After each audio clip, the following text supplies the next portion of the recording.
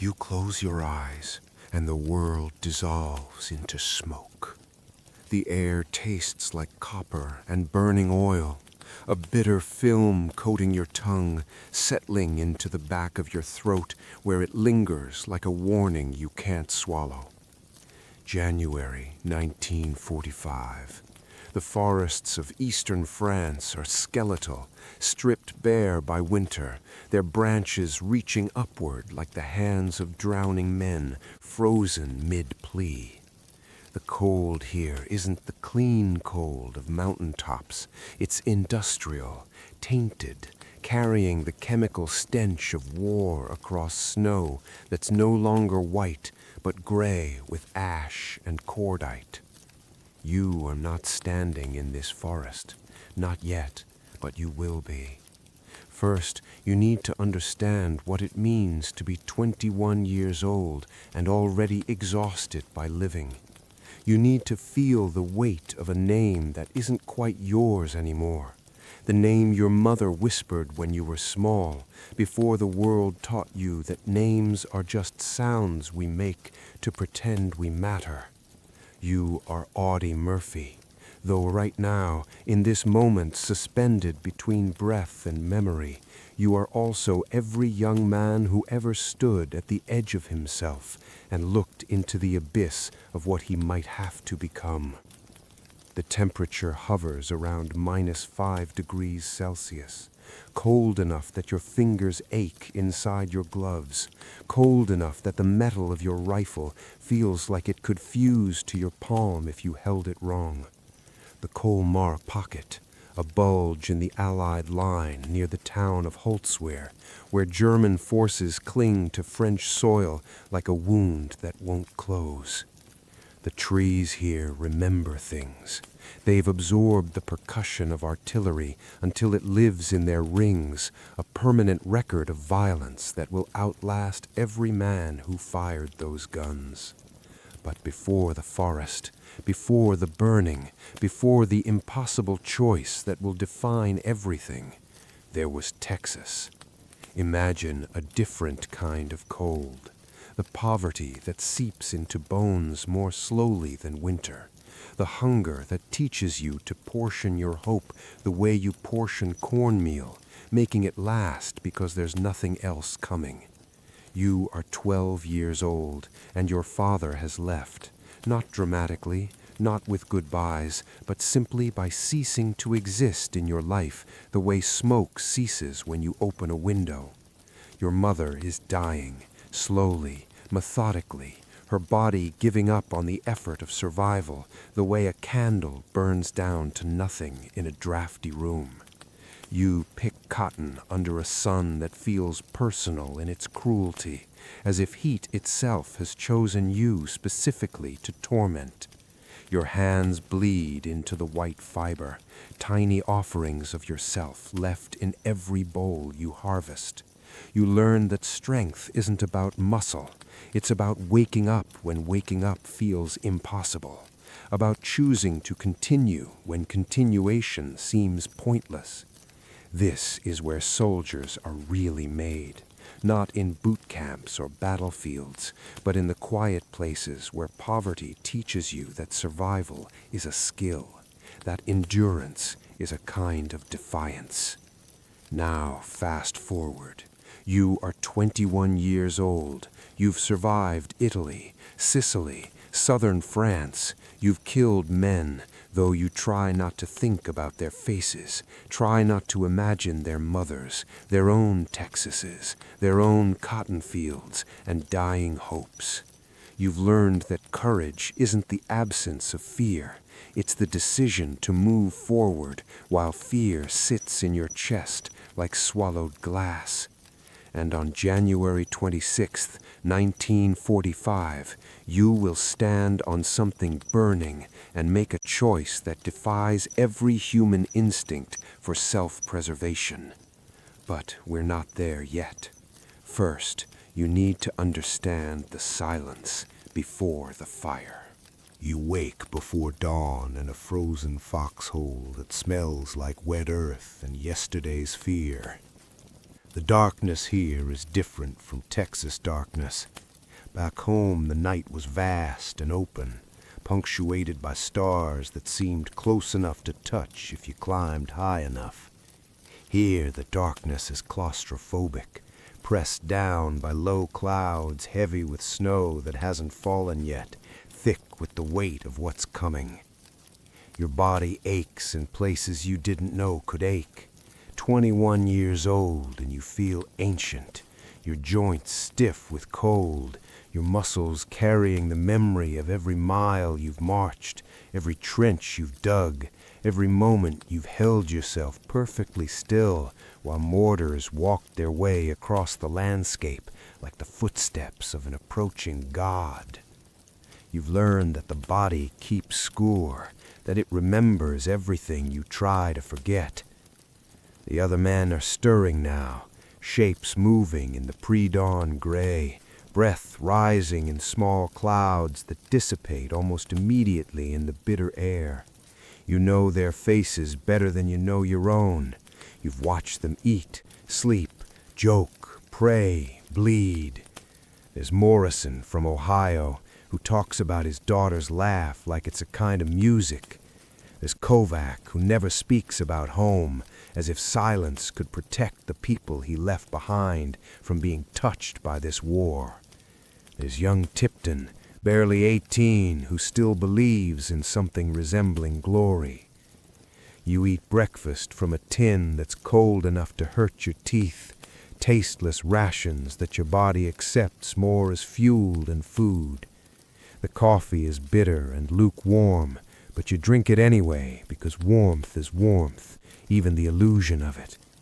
Around you, the forest continues its patient witness, the same trees that watched Napoleon's armies freeze and bleed, the same earth that has absorbed so much violence it should be saturated, unable to accept any more.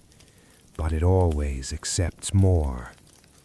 The briefing comes as briefings always do, delivered in that careful military monotone designed to make horror sound manageable.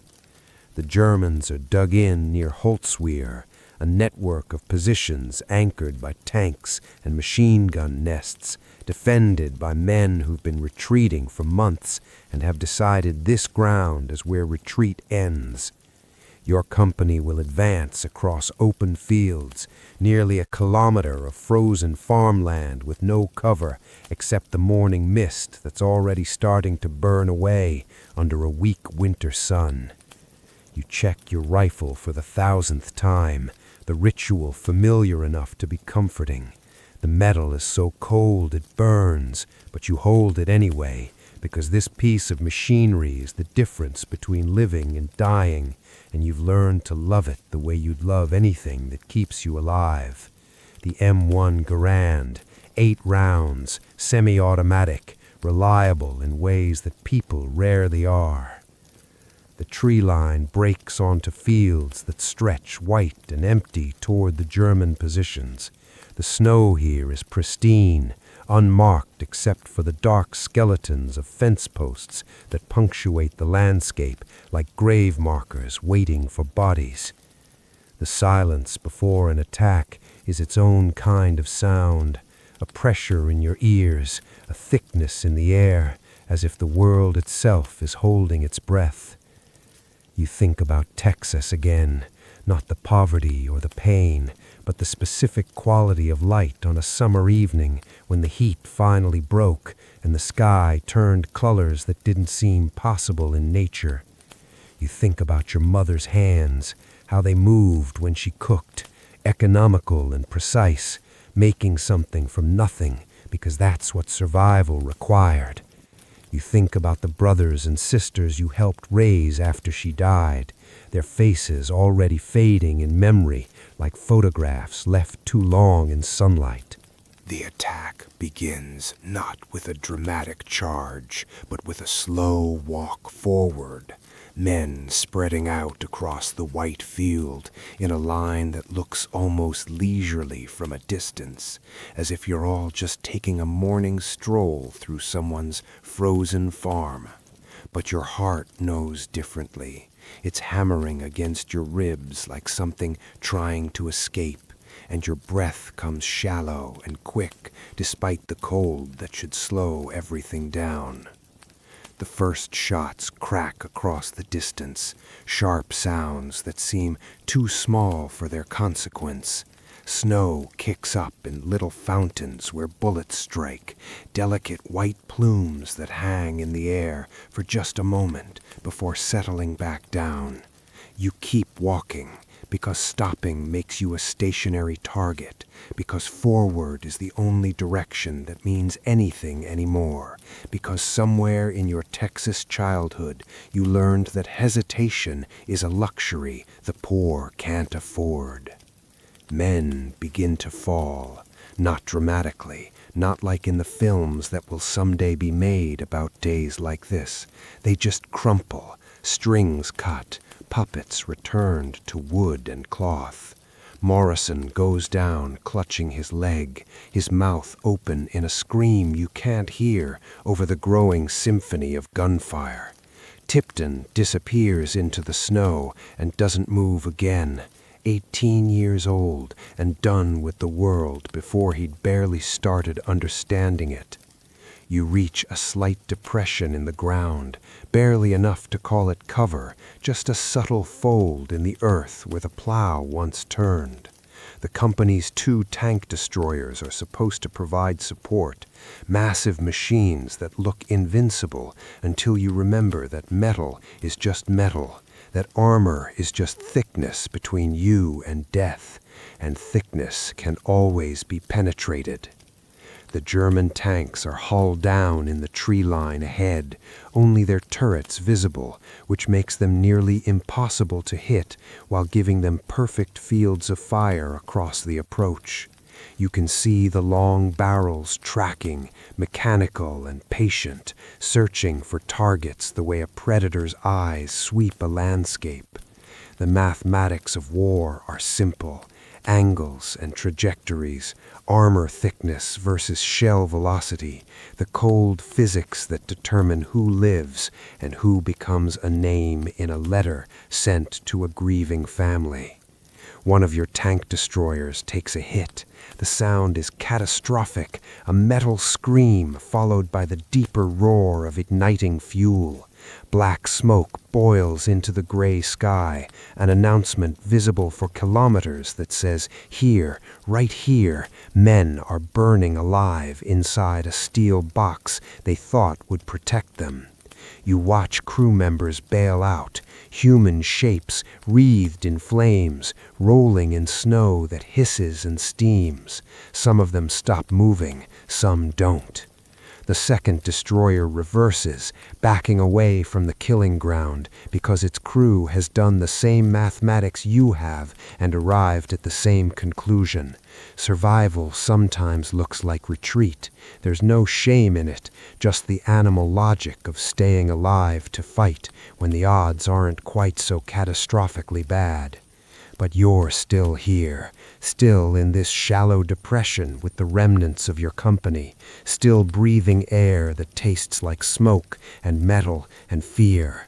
The German infantry is advancing now. You can see them moving through the tree line, gray figures against white snow, their weapons raised. 250 men. The intelligence report was specific about that number, as if precision could make the impossible seem manageable. Your radio crackles. Artillery support is unavailable, tied up in another sector where someone else is dying for different coordinates on a map. Air support is grounded by the weather. The same low clouds that make the morning feel oppressed also keep the planes on distant airfields. You are alone, not metaphorically, but practically, tactically, literally alone with the men beside you and the decision tree that's rapidly narrowing to a single branch. The remaining tank destroyer is burning now too. You didn't see it get hit, but the smoke tells the story. You can feel the heat from here, an obscene warmth in the frozen air, the kind of heat that comes from things that shouldn't burn, burning anyway. And then you see it, The M10 tank destroyer, 50 meters away, still intact but abandoned, its crew gone to ground or gone forever. You run toward the burning machine, not because it makes sense, but because sense is a luxury that died somewhere back in that frozen field with Morrison and Tipton and all the others whose names you'll carry forever. Your boots slip on ice hidden beneath snow, each step a negotiation with gravity and chance, each meter covered a small miracle of momentum over caution. The M10 sits like a monument to futility, its armor already compromised, smoke beginning to curl from hatches that should be sealed. The metal is hot enough that you can feel it radiating warmth even before you touch it, a grotesque inversion of comfort, heat that promises destruction instead of salvation. You climb onto the hull, your hands finding purchase on surfaces designed for function, not grip, your body moving with a certainty that bypasses thought entirely. The 50 caliber machine gun mounted on the turret is still loaded. You can see the belt of ammunition feeding into the mechanism, brass cartridges linked together like a rosary of death. This gun can fire 500 rounds per minute, each bullet capable of tearing through flesh and bone, through light armor, through the careful German advance that's getting closer with every heartbeat you waste thinking instead of doing. You swing the gun toward the approaching infantry, 250 men who've suddenly realized that the abandoned machine is not abandoned anymore. The first burst shocks you with its violence, the recoil hammering through your shoulders, the sound obliterating thought, the tracers drawing lines of fire across the white landscape like signatures written in light. Men fall, not because you want them to, but because this is what happens when metal meets flesh at supersonic velocity, when war reduces human beings to targets and targets to statistics. The tank beneath you shudders. You feel it through your boots, a tremor that speaks of damage you can't see. Flames are spreading inside the hull. You know this not by sight, but by the heat that's beginning to seep upward through the metal, turning your perch from refuge to funeral pyre. The ammunition stored below could cook off at any moment. Hundreds of shells designed to kill tanks, suddenly free to kill indiscriminately, starting with the fool standing on top of this burning coffin. But you don't move, can't move, because the German advance has stalled, confusion rippling through their ranks as they try to process this impossibility, this single man on a burning machine who should be running, but instead is pouring fire into their formations. You traverse the gun left, cutting down a squad trying to flank through a drainage ditch. You traverse right, catching officers attempting to organize a rush. The mathematics are insane. 1 against 250, flesh against numbers, will against inevitability. Your company is rallying behind you. You can't see them, but you can hear the change in tempo, the renewed crack of M1 rifles, the sharp bark of BARs laying down suppressive fire. They're standing because you're standing. This fragile chain of courage that runs from one man's inexorable choice to another's decision not to let that choice be meaningless. The heat is unbearable now. The soles of your boots are smoking, the metal beneath your feet hot enough that you can feel it through leather and rubber. Your hands are blistering on the machine gun's handles, skin adhering to metal in that horrible way that flesh does when temperature crosses certain thresholds. You smell yourself burning, hair singed, cloth scorched, the boundaries between body and environment beginning to blur in ways that the human mind categorizes as emergency. A German shell hits nearby, close enough that the concussion lifts you slightly, close enough that shrapnel screams past your head with that particular whistle that means death missed you by centimeters. The tank rocks, Something inside groans with the sound of metal failing, of structural integrity becoming a polite fiction. You know you're going to die here. This knowledge settles into your chest with absolute certainty, calm and terrible and oddly freeing. But not yet. Not while there are still bullets to fire, not while men are still advancing, not while standing means something. The moment stretches, becomes elastic, dreamlike, as if time itself has decided to pause and witness what happens when a human being chooses defiance over survival. You are no longer Audie Murphy from Texas, no longer the boy who picked cotton under a cruel sun or buried his mother with hands too young for that kind of grief. You are something else now, something distilled down to pure will, a refusal made flesh, standing on a burning altar of your own construction.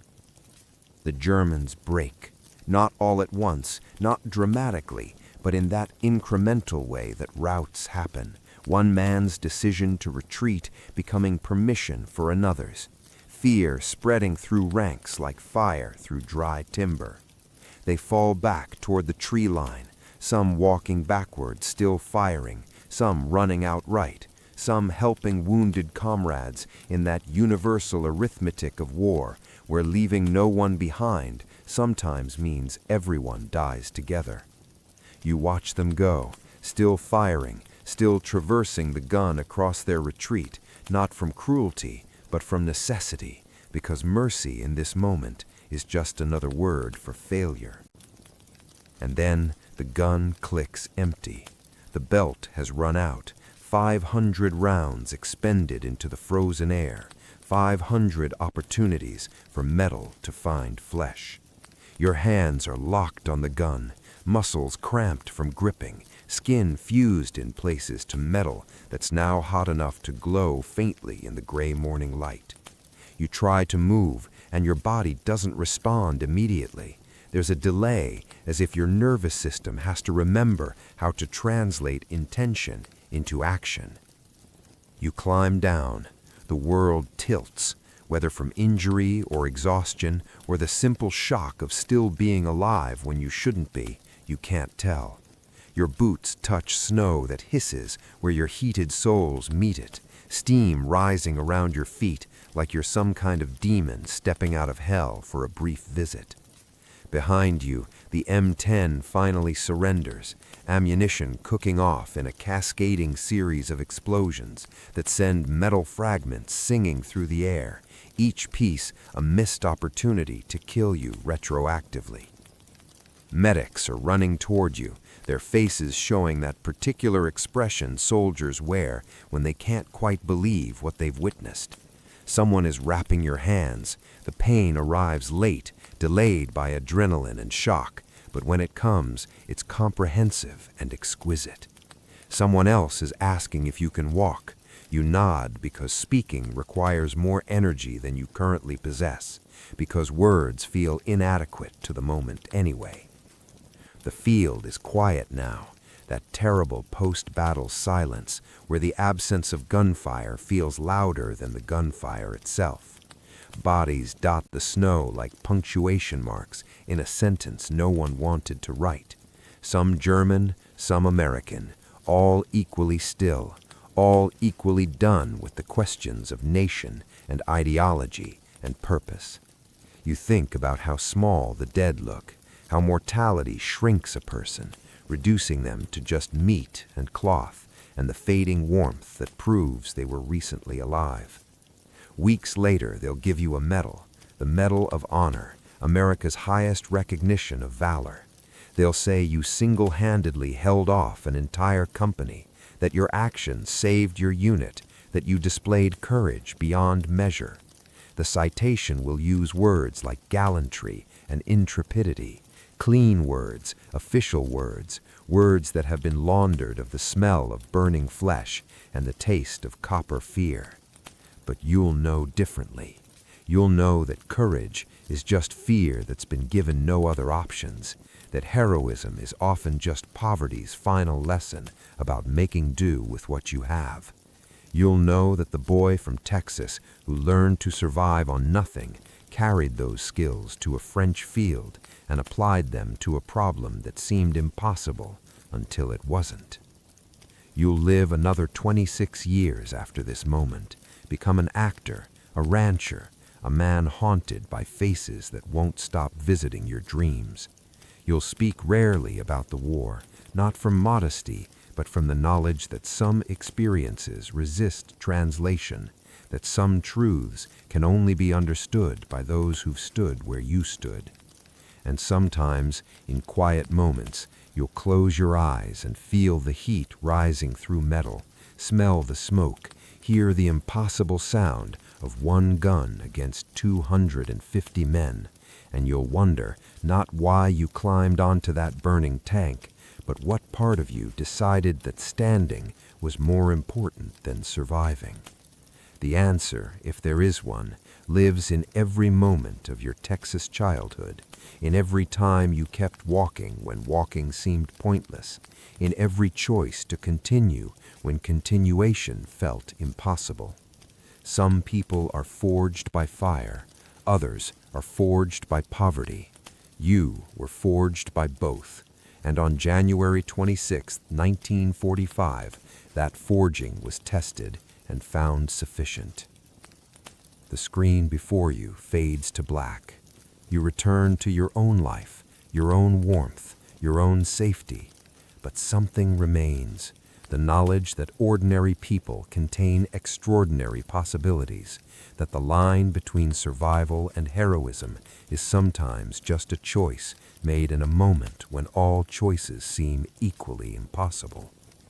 If this story moved you, if you felt the cold and the fear and the impossible weight of that choice, subscribe, because history isn't just dates and names, it's the texture of human experience, the way fear tastes, the way courage feels, the specific heat of metal against skin when a man decides that standing matters more than living.